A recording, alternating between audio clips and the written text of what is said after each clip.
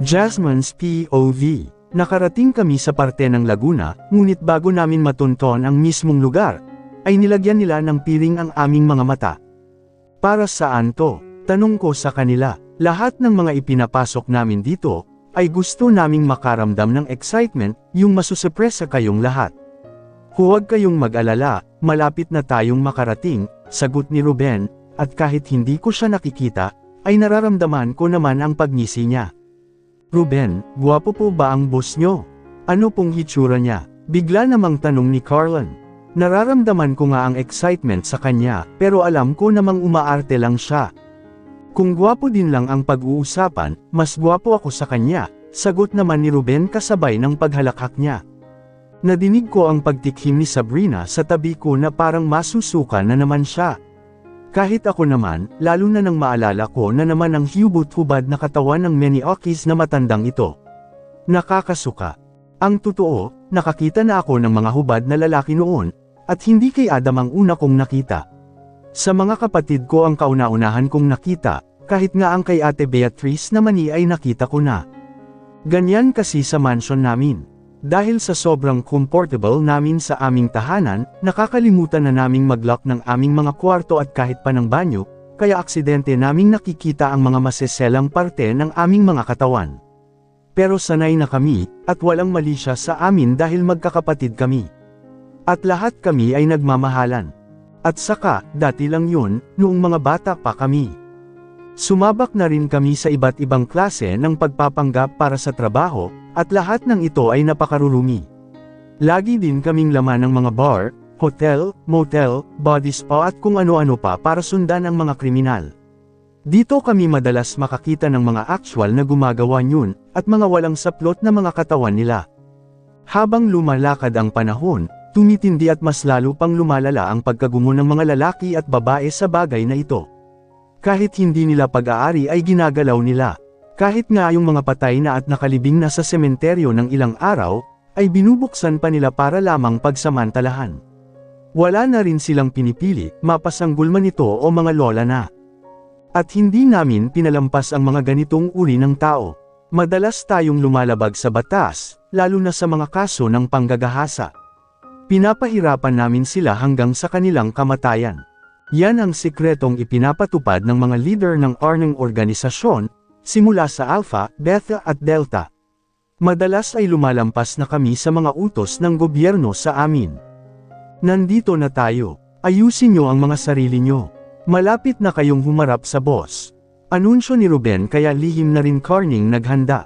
Nasa pribadong lumang ospital kayo ngayon sa Santa Cruz, Laguna, nadinig naman naming tura ni Kuya Tyrone sa kabilang linya. MedStar Hospital Center. Ito pala ang itinatago ng hospital na ito. Hindi nga naman mahahalata na may itinatagong kabulukan ang lugar na yan, turan naman ni Dave. Nasa loob na kayo ng basement at sa likurang bahagi ng hospital kayo dumaan, turan naman ni Kuya Tyrone. Hindi ba natin kakailanganin ng backup? Masyadong mabigat ang lugar na ito. Hindi namin alam kung ano ang nasa loob, turan naman ni Dave, kaya kinabahan pa rin ako. Pero hindi kami pwedeng magpatalo sa kaba. Ako na ang bahala. Gagawa tayo ng paraan para makapasok sa loob, muling saad ni Kuya Tyrone. Iikot kami ni Luther sa likod, sagot naman ni Dave. Hindi nga nagtagal ay huminto ang aming sinasakyan, at naramdaman namin ang pagbubukas ng pinto sa aming tabi. Umalis sa tabi ko ang lalaki. Pumasok naman dito sa loob, ang medyo may kalakasan at malamig na hangin. Baba na, turan ni Ruben kasabay ng lalaking umalalay sa amin para makababa ng van. Naramdaman ko na rin ang pagsunod sa akin nila Sabrina at Carlin. Parang nakakatakot naman po dito, turan ni Carlin. Wala kayong dapat na ikatakot, mga iha. Aalagaan kayo ng mabuti sa lugar na ito, lalong-lalo na ang mga katawan nyo, sagot naman ni Ruben. Di po ba kami kakainin dito ng buhay? Tanong naman ni Sabrina, na halata kong nagtitimpi lang. Bigla namang humalaklak si Ruben, at narinig din namin ang pagtawa ng mga kasama niya.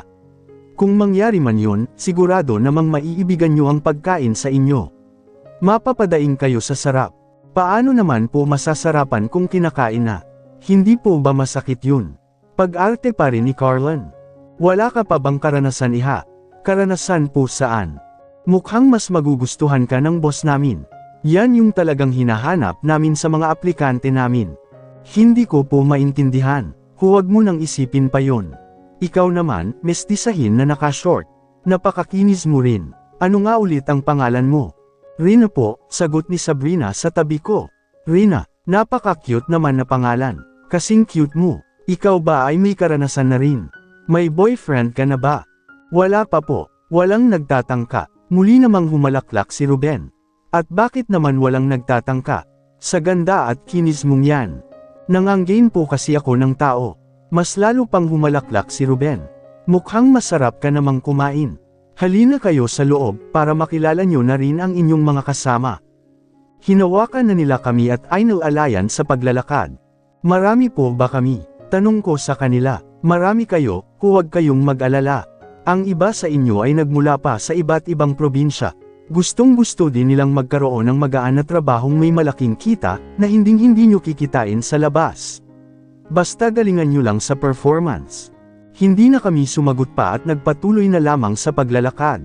Marami kaming dinaanan at parang may manggilan-ngilan ding mga lalaki sa paligid. Napakaraming bantay, turan ni Dave sa kabilang linya. Hindi naman nila kayo gagalawin dahil nakahanda kayo para sa ibang bagay, turan naman ni Kuya Tyrone. Basta huwag lang kayong magpapahalata. Nakikita nila ang kinaroroonan namin, dahil sa mga hidden camera na suot namin sa katawan. Hindi nagtagal, ay pinahinto nila kami sa paglalakad. Tila ba nasa loob na kami ng isang maliit na silid, dahil nagsiksikan na kami dito. Nasa elevator na kayo, tura ni Kuya Tyrone. Parang hindi lang basement ang meron dito sa ospital, kundi underground floor din. At ilang segundo lamang, ay naramdaman na namin ang paggalaw nito pa ibaba. Ang mga elevator sa modernong matataas na gusali ng opisina, lalo na ang mga traction elevator, ay karaniwang tumatagal ng 4 na segundo upang maglakbay sa isang palapag, at makakamit ang mas mabilis na bilis sa mga sitwasyong may mataas na pagganap. Nagsimula akong magbilang ng mga segundo. Tumigil ang elevator at narinig naming bumukas ito. Umabot ng 12 seconds ang bilang ng paggalaw nito. Kaya may posibilidad na 3 palapag ang lalim nito, mula sa basement. Sigurado akong dito nila itinatago ang lahat ng mga ilegal nilang gawain. Muli nila kaming inakay palabas. Lumabas kayo sa isang malaking hallway. Madilim, maraming malalaking kwarto. Maraming gwardya at babaeng katulong na nakasuot ng itim na uniforme, muling sabi ni Kuya Tyrone. Tatawag ako ng backup kung sakaling mahirapan tayo, turan ni Dave. Gawin mo na, utos ni Kuya Tyrone. Magpahinga na muna kayo, at maya-maya lang ay paliliguan na kayo, turan ni Ruben sa amin. Kailangan bago sumapit ang hating gabi, ay nakahanda na kayong lahat. Aswang po ba ang boss nyo? Bakit hating gabi? Tanong ni Carlan. Huwag ng marami pang tanong. Nandito na tayo, at lahat ng mga utos ko at rules sa lugar na ito, ay susundin nyo. Pwede pa bang mag-back out? Bigla namang tanong ni Sabrina. Anong back out ang sinasabi mo? Bigla na lamang siyang humalaklak. Hindi mo ba alam na sa oras na pumasok ka sa lugar na ito ay hinding-hindi ka na makakalabas pa? Anong ibig niyong sabihin? Tanong ko naman sa kanya. Pag-aari na kayo ng lugar na ito, kaya kalimutan niyo na ang anumang meron kayo sa labas. Ginusto niyong magkaroon ng trabaho, hindi ba? Pues, heto na. Gawin niyong maayos ang trabaho niyo sa mga banyaga, dahil malaki ang ibabayad nila para sa inyo. Banyaga, kunway tanong pa rin ni Carlan. Kung ganun, ibebenta niyo po ba kami sa mga banyaga? Muling humalaklak si Ruben. Hindi ka naman pala bobo eh. Napakagaling mong manghula. Hala, pumasok kayo sa loob. Bigla na lamang nila kaming itinulak, hanggang sa masabsob kami sa sahig. May nahawakan din akong mga kamay at paa, at mga tinig ng mga babaeng umiiyak. Mabilis kong tinanggal ang suot kong pirang sa mga mata. Sa una ay malabo ang mga nakikita ko, pero di kalaunan, ay tuluyan din itong lumiwanag at bumungad sa akin ang isang malaking silid, kung saan maraming mga babaeng nag-iiyakan. Lahat sila ay may mga hitsura at magaganda ang mga hugis ng katawan. Kung susumiin ay mukhang nasa 30 kaming lahat dito. Nagpaling nga din sa buong paligid sila Carlan at Sabrina, na ngayon naalis na rin ang mga pirang sa kanilang mga mata. Kaagad na rin akong tumayo. Napatingala ako sa kisameng mukhang yari sa mga bakal na grills, at nakikita ang itaas na bahagi nito. May dalawang CCTV camera sa magkabilang sulok nitong kwarto. Yari naman sa makakapal na salamin ng mga pader at dito sa kanang bahagi sa kabila ng salaming humaharang sa amin, ay mayroon pa ring maraming bilang ng mga babae, na lahat naman ay nakatapis na lamang at basa ang mga buhok. Mukhang sila ang nauna sa amin at natapos ng paliguan. Kung ganun, kami ay mga bagong recruit pa lamang at mamaya ay paliliguan na rin. Kailangan nating makalabas dito. Kailangan nating makalabas dito. Umiiyak na sigaw ng isang babae sa kaliwa namin. Palabasin niyo kami. Mga walang hiya kayo. Palabasin niyo kami dito. Bigla na lamang itong tumakbo sa rehas na pinto at nagwala doon. Hoy! Manahimik ka. Isang lalaking bantay naman sa labas ang sumigaw. Palabasin niyo kami dito. Mga demonyo kayo. Hindi kami mga baboy. Palabasin niyo kami dito. Nagmamadali ka ba? Halika dito. Bigla na lamang binuksan ni Ruben ang rehas na pinto, habang kinakalas niya ang sinturon ng pantalon niya. Master, ako na ang bahala sa kanya. Kaagad naman itong nilapitan ni Sabrina at hinila ang babae. Pagpasensyahan niyo na. Bitawan mo ko. Ngunit bigla siyang itinulak ng babae. Yan din naman ang gagawin nila sa atin dito. Ibebenta nila tayo sa kung kani-kaninong mga tao para babuyin ang mga katawan natin. Hindi na tayo makakaligtas pa sa lugar na to. Dito na tayo mamamatay. Huwag na muna kayong kumilos hanggat hindi ko sinasabi, utos ni Kuya Tyrone sa kabilang linya. Halika dito, marami ka pang Saturday. Makikita mo ang hinahanap mo. Kaagad na hiniklit ni Ruben ang braso niya at hinila siya palabas ng silid. Mabilis namang ikinandado ng mga bantay ang pinto. Napalapit na lamang kami dito, at sinilip ang lugar na pagdadalhan sa babae. Ngunit nakita namin itong hinuhubaran na ni Ruben sa hallway, at doon na niya pinagsamantalahan katulong ang iba pang mga bantay. Patuloy sa pagwawala ang babae, hanggang sa makatikim na siya ng malakas na suntok sa mukha, mula sa kamao ni Ruben. Nawalan kaagad ng malay ang babae, at ipinagpatuloy ni Ruben ang pambababoy sa katawan nito. Mas lalo pang nagiyakan ang mga kasama naming babae dito sa loob. Naipikit ko na lamang ng mariin ang aking mga mata kasabay ng pagkayam ng mahigpit ng aking mga kamao. Hindi kita mapapatawad, Ruben. Mararamdaman mo rin kung paano ang unti-unting mamatay sa impyerno. Muli kong idinilat ang aking mga mata at nagtungo sa isang sulok. Sumunod naman sa akin sila Carlan at Sabrina. Bigla naman akong napatitig sa isang babae na nasa sulok din, at tila may itinagong cellphone sa loob ng kanyang paldang uniform.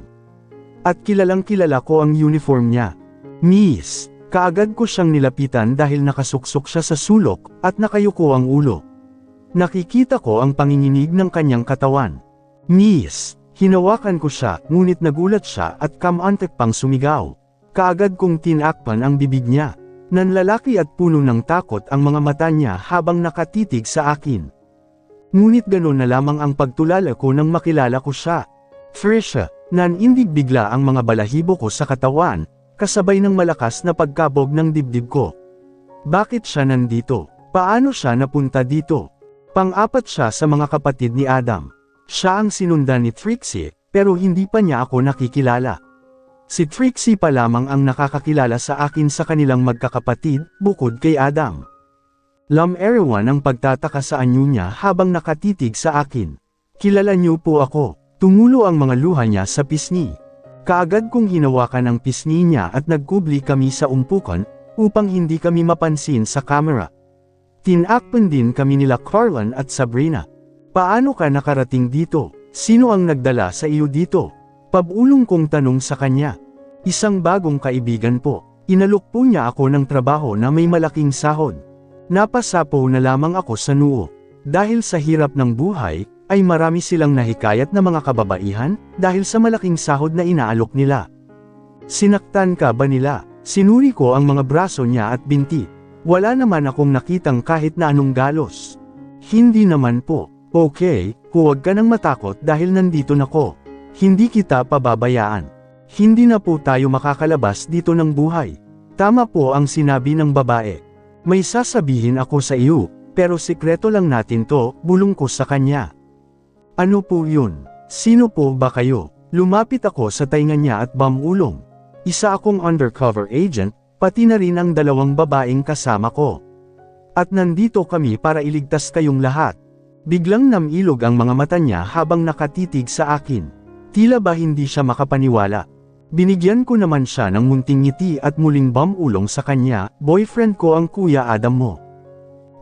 Mas lalo pa siyang napangangahabang nakatitig sa akin. Muli akong bamulong sa kanya. Susundin mo ang lahat ng utos ko, maliwanag ba? At huwag na huwag kang mag-iingay sa kahit na kanino, kahit sa mga kasama nating mga babaeng naririto. Kung ayaw mong mabulilyaso ang mga plano namin. Opo. Mas lalo pa siyang umiyak sa harapan ko. Pinunasan ko naman ang mga luha niya sa pisngi. Marami tayong kaibigan sa labas. Makakaalis tayo dito ng ligtas, okay? Opo ate. Tuluyan na kaming nagyakap ng mahigpit. Natuwa din ako ng husto sa pagtawag niya sa akin ng ate. Adams POV. Alden, nasaan na kayo ngayon? Nakita niyo na ba si Trisha? Tanong ko sa kapatid ko, na ngayon nasa kabilang linya ng phone ko. Huminto muna ako sandali sa pagmamaneho ng motorsiklo ko dito sa Victoria, Laguna, at tinawagan siya. Inabot na ako ngayon ng alas 7 ng gabi. Kuya, nasa Santa Cruz, Laguna na kami, sa MedStar Hospital. May nahingan kami ng tulong para matrack ang kinaroroonan ni Trisha. Na-trace namin ang location ng cellphone number niya. May nangyari ba sa kanya? Hindi pa namin siya makita. Patuloy pa rin namin siyang hinahanap sa buong hospital. Naririto na kami sa loob. Nahirapan pa kaming pumasok dahil mahigpit ang mga gwardya. Nasa Victoria na ko. Papunta na ako doon. Ingat kuya. Kaagad ko na ring ibinulsa ang phone ko, at muling nagpatuloy sa pagmamaneho ng motorsiklo ko. Pilit kong pinakakalma ang sarili ko dahil sa galit, at matinding pag-aalalang nararamdaman ko ngayon para sa kapatid ko. Hindi ko mapigil ang sisihin ang sarili ko. Nawalan ako ng panahon sa mga kapatid ko, at kahit pangungumusta ay halos hindi ko na magawa sa kanila. Walang ibang sisisihin dito kundi ako lang sa oras na may mangyaring masama kay Trisha at sa kahit sinong mga kapatid ko. Ako lang, Jasmine's POV, bilasan niyo, kilos. Halos ipagtulakan na kami ng mga matatandang babaeng ito papasok dito sa loob ng napakalaking banyo, kung saan napakaraming open shower. Nakahilera ang mga ito sa kaliwa at kanang bahagi ng walang kahit na anong partition. Katulad ito ng mga paliguan sa mga kulungan. Para na rin kaming mga preso. Bilis, hubad, sabunin nyo ng mabuti ang buong katawan nyo. Kailangan nyong maging mabangong-mabango at malinis. Sigaw ng isa pang may edad na babae. Siguro nasa 50s na sila.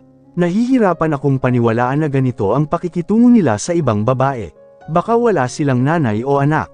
Isa-isa nang naghubad ng damit ang mga kasama naming mga babae. Sumunod na rin sila Carlan at Sabrina. Tumingin muna sa akin si Trisha. Bakas pa rin sa mga mata niya ang takot at yakap-yakap ang sarili. Sige na, maligo na muna tayo.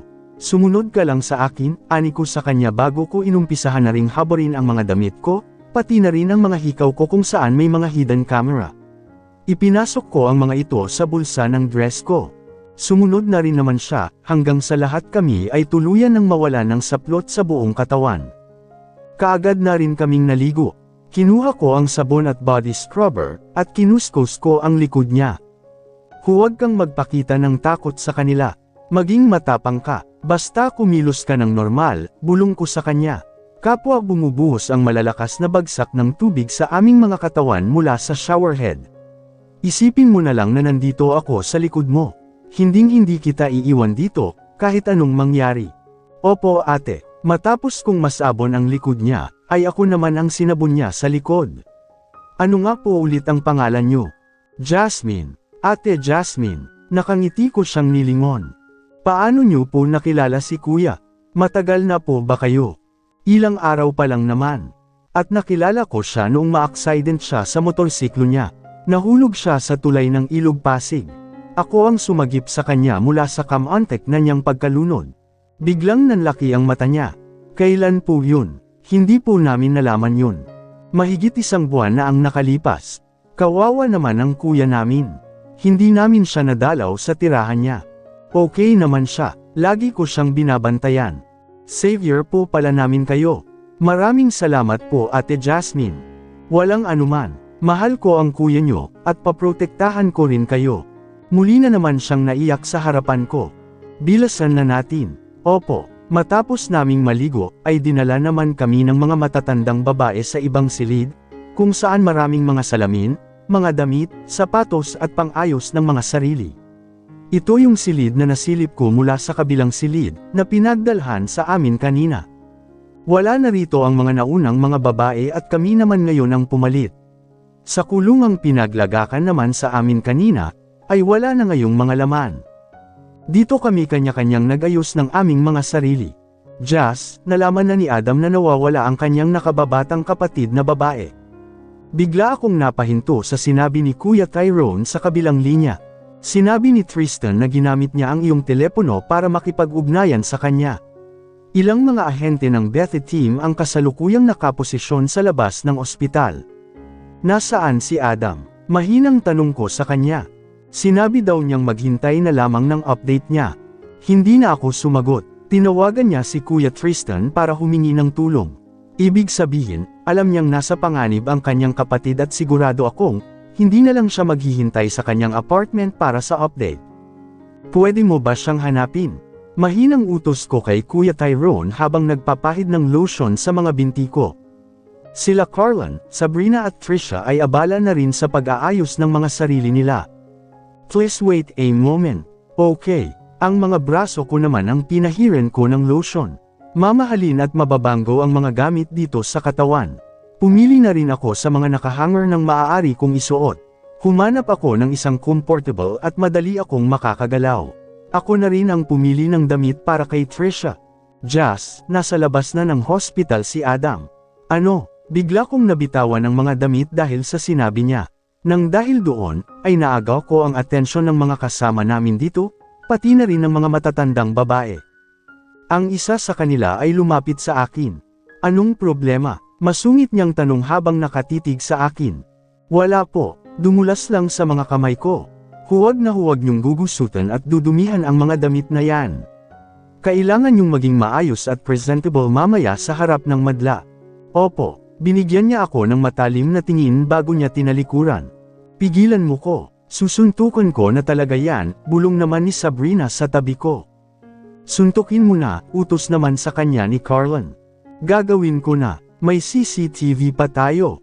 Natawa na lamang kami at napailing sa kanya. Lumapit ako kay Trisha at iniabot sa kanya ang damit niya. Ito ang isuot mo, tutulungan na kita. Salamat po Ate Jasmine. Adams POV.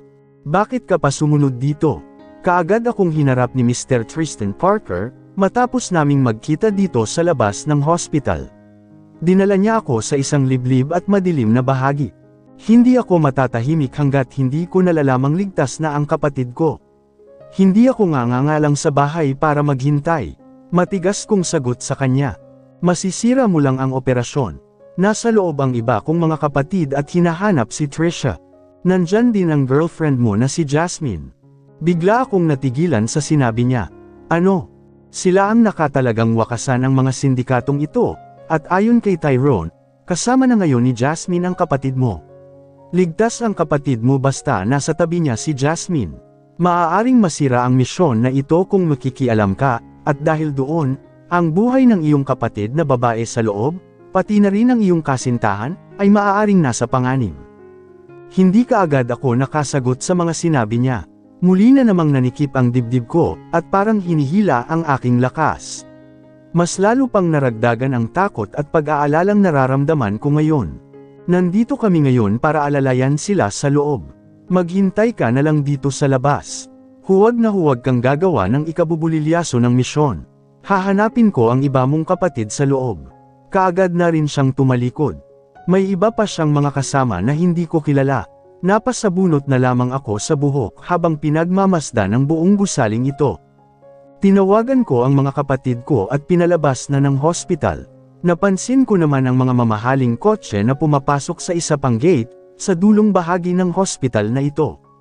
At tila patungo ang mga ito sa likurang bahagi. May kadiliman sa lugar na yun, pero naaaninag ko pa rin ang mga ito. Nagkubli ako sa mga pader, halaman at kotse para makasunod sa kanila. Hanggang sa makarating kami sa likurang bahagi. Nakita ko silang pumasok sa basement. Kaagad din akong tumakbo patungo doon, at nagkubli sa mga sasakyan. Huminto ang mga ito sa kaliwang bahagi. Tila mga bodyguard na naka-black suit ang mga naunang bumaba ng mga sasakyan, hanggang sa makababa na rin ang mga nagtataasan at naglalakihang mga tao, na mukhang mga banyaga. Naalala kong bigla ang pinadalang mensahe ni Trisha na mukhang ibibenta daw silang lahat. Marahil ay ito na ang mga taong bibili sa kanila. Napansin ko ang isang kotseng gumarahe sa medyo sulok at madilim na lugar. Mas lumapit pa ako dito habang pakubli-kubli sa mga kotse. Nagtungo ang isang bodyguard nito sa likurang bahagi nito, at binuksan ang trunk. Ang iba naman ay nagsimula ng maglakad patungo sa kaliwang bahagi kung saan may hallway. Kaagad kong inilabas ang baon kong baril na nakuha ko sa direbox ko. Pag-aari ito ni Jasmine pero hindi ko alam kung bakit iniwan niya ito. Kaagad kong nilapitan ang bodyguard habang nakatalikod ito sa kinaroroonan ko, at dinadampot ang isang briefcase sa loob ng trunk. Malakas kong inihataw sa ulo niyang nakasombrero ang hawak kong baril. Kaagad din itong humandusay at nawalan ng malay. Malakas ko siyang ipinasok sa loob ng trunk at hinubad ang mga damit niya. Mabilis ko din ang mga itong isinuot. Mabuti na lang at sumakto sila sa akin. Iginapos ko rin ang mga kamay niya at paa, gamit ang mga lubod na nakita ko dito sa loob. Nilagyan ko rin ng panyo ang bibig niya bago ko isinara ang trunk. Inayos ko ang sarili ko. Itinago ko sa tagiliran ko ang baril at isinuot sa ulo ko ang sombrero. Ibinaba ko ito ng husto upang hindi gaanong makita ang aking mukha. Binuhat ko na ang briefcase, at kaagad na ring sumunod sa hallway kung saan nagtungo ang mga amo nila, at iba pang mga bodyguard. Pagdating doon, ay ako na lamang pala ang hinihintay nila sa loob ng isang malaking elevator. Kaagad na rin akong pumasok sa loob at pamwesto sa harapan nila. Abot-abot ang aking kaba habang kasama ko sila at habang patuloy na bumaba ang elevator na ito, patungo sa ilalim ng hospital. Saang impyerno ba ito patungo? Nagkukwentuhan ang mga banyaga tungkol sa mga babaeng nais nilang piliin ngayong gabing ito. Hector promised me that many virgin girls are waiting for us. Hector has always kept his promises. Bigla na lamang silang naghalakakan sa likuran ko. Naikuyong ko na lamang ang mga kamao ko dahil sa matinding galit na nararamdaman ko para sa kanilang lahat. Hindi nagtagal ay bumukas ang elevator. Nasa 4 na bantay ang sumalubong sa amin at sinamahan kami sa paglalakad sa isang may kadilimang hallway. Lihim namang nagmasid ang mga mata ko sa buong paligid. Maraming pinto kaming nadadaanan at lahat ng mga ito ay sarado. Konkreto at puro mga bakal ang lugar na ito. Masyado rin ditong tahimik. Hindi nagtagal, ay binuksan ng 2 bantay ang isang malaking pinto sa harapan namin. Isang makipot na hallway naman ang bumungad sa amin, kung saan, sa harapan lamang din ito ay mayroong makapal at kulay itim na kurtina. Naririnig na rin namin ang mga ingay sa loob. May mga boses ng mga tao, mahinang tugtugin, at ingay ng mga kubyertos at mga plato. Hindi nagtagal, ay hinawi ng 2 bantay ang makapal na kurtina, hanggang sa bumungad na sa amin ang liwanag ng isang malaking hall kung saan, marami nang ang mga taong may iba't ibang lahi. At lahat sila ay mga lalaki. May mga mesa kung saan napupuno ng mga pagkain at inumin, at sa harapan nito ay isang malaking ngunit hindi kitaasang stage, kung saan may makakapal ding kulay pulang kurtina na nakatabing sa may likurang bahagi nito. Sumunod ako sa mga taong sinamahan ko patungo sa kanang bahagi, kung saan marami pang bakanteng mesa. Habang naglalakad naman kami, ay bigla na lamang bumukas ang kurtina sa stage at lumabas doon, ang isang lalaking may hawak na mikropono. "Good evening gentlemen, are you all here? Can't everyone wait?" Naghiyawan ang mga tao. "Only 5 minutes to wait, and we can begin. You will meet our beautiful, fresh young ladies like goddesses." Nang ibabaw sa buong hall na ito ang sigawan at palakpakan nilang lahat, kasabay nito ay pagsiklab naman ng matinding galit sa dibdib ko. Hinding-hindi ko kayo hahayaang mahawakan ang kapatid ko.